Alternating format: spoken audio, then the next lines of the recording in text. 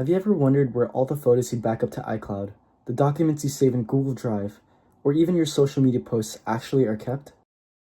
We always talk about the cloud, but it's not a real cloud in the sky holding your files. Your data is actually stored in huge buildings full of computers, thousands of them running all day, every day. Hi, my name is Paulo, and today I'm going to teach you how cloud data centers store your files and how this all fits into the bigger picture of computer systems and everyday technology. So first, what is the cloud? The name cloud originally came from early network diagrams where engineers would draw a little cloud to represent stuff happening somewhere else. And that's basically what it still means today. Whenever something is stored in the cloud, it means it isn't stored on your device. It's stored on someone else's computer in a data center. Companies like Amazon, Google, and Microsoft run massive data centers that hold information for billions of users. These centers are where your files are stored, processed, and managed. If you walk inside a data center, what you'll see is rows and rows of servers. Each server is basically a powerful computer with big, reliable storage drives and very fast network connections. A good way to visualize it is to imagine a giant library. A data center is the building, the servers are the bookshelves, and each hard drive is a book filled with pages, which are your files. Now that you know what a data center is, let's talk about how your files are actually stored. When you upload a file to the cloud, it doesn't get stored as one giant thing. Cloud systems break your file into small pieces called chunks, and those pieces get stored across multiple servers.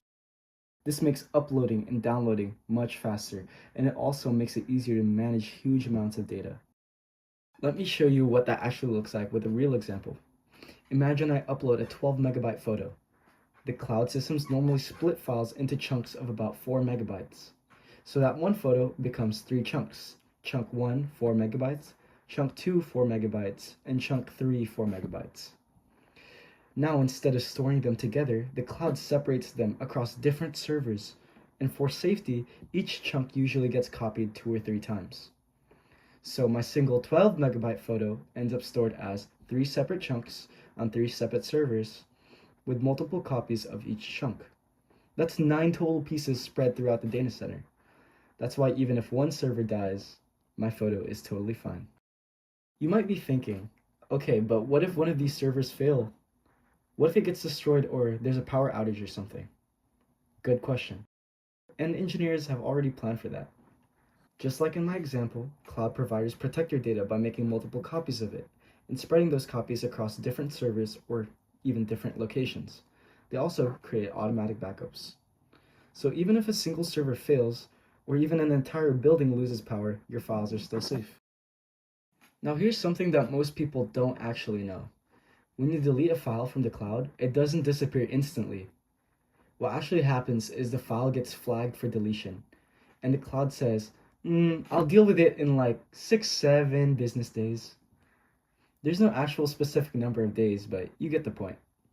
That means the storage space is marked as available, but the data is still physically there until it eventually gets overridden, and old backups expire. So yes, things do get permanently deleted. It just takes some time before all copies are fully removed. Another thing that people don't realize is that the cloud storage holds way more than just backups. Also, everything online lives in some form of cloud storage. Your browser history, game save data, social media posts and DMs, music, streaming content, apps, your email, pretty much everything. And you might think, wait, does that mean people can see my files? The answer is no, don't worry. People aren't sitting in a room scrolling through your pictures. Cloud systems use a lot of security measures, and the biggest one is encryption. Your data is encrypted when it's stored, encrypted when it moves across a network, and protected behind passwords, permissions, cameras, and anything that's restricted. Even employees at these companies can't just look at your files, and even if someone somehow accessed the storage devices, all they would see is random encrypted data, not your actual photos or documents. Now you might be thinking, why would all of this matter? Well, understanding how the cloud works is important because almost everything we do today relies on it. Our apps, our schoolwork, our entertainment, communication, even the way businesses run. And in computer systems, this connects everything to what we learn: storage, memory, networks, how data moves through real world systems. So, to sum it up, the next time you save a photo, upload a document, or watch a video online, remember what's really happening. Your data travels through the internet, gets broken into chunks, and stored across multiple servers in a secure data center, and protected through layers of encryption. That was my lesson for today. I'm Paulo, and thanks for watching.